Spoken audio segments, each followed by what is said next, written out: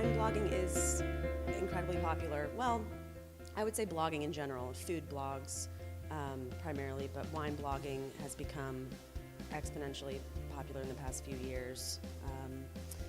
And I can't really say for sure whether or not it's becoming a trend elsewhere, because I read blogs that are in English and written by American bloggers for the most part. But I do have friends in London that are blogging. I know of a blogger in Germany.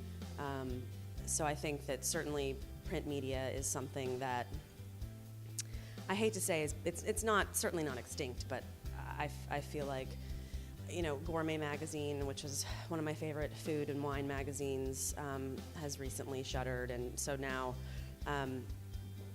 with the state of the economy, and it's easier to put a publication out online. It saves a ton of money, and it's accessible to more people right now at any time that someone wants to read it. I know Barbera wine because I've been to Italy a few times, and I work in Italian wine specifically.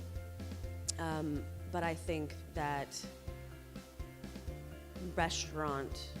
people in the restaurant business know of Barbera because it's a great food wine. And but I think consumers mostly don't know about it really, and or at least are not exposed to it enough. They're not really drinking it regularly, or and I think to reach those people, you certainly have to get on the Twitter bandwagon, and to be able to reach directly consumers. Producers need to be more aware of Facebook, Twitter, the millennials, which is the generation of people, you know, 20 to 30. That's the wine buying group, and it's a young group of people, and you have to kind of get their attention in a fast way. And I think Twitter and Facebook is the way to reach people now.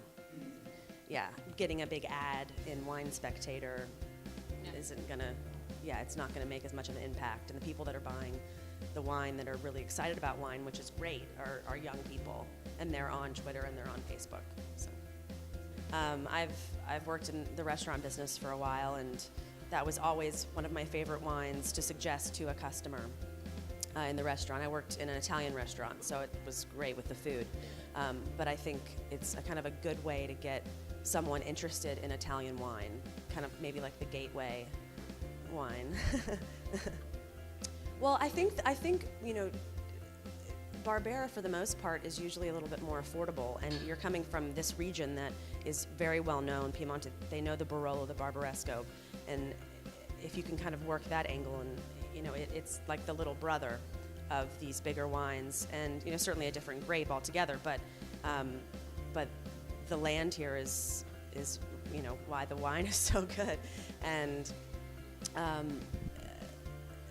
so I mean, it's hard to say how to market something, you know, it's not really my area of expertise, but I think kind of going in that direction,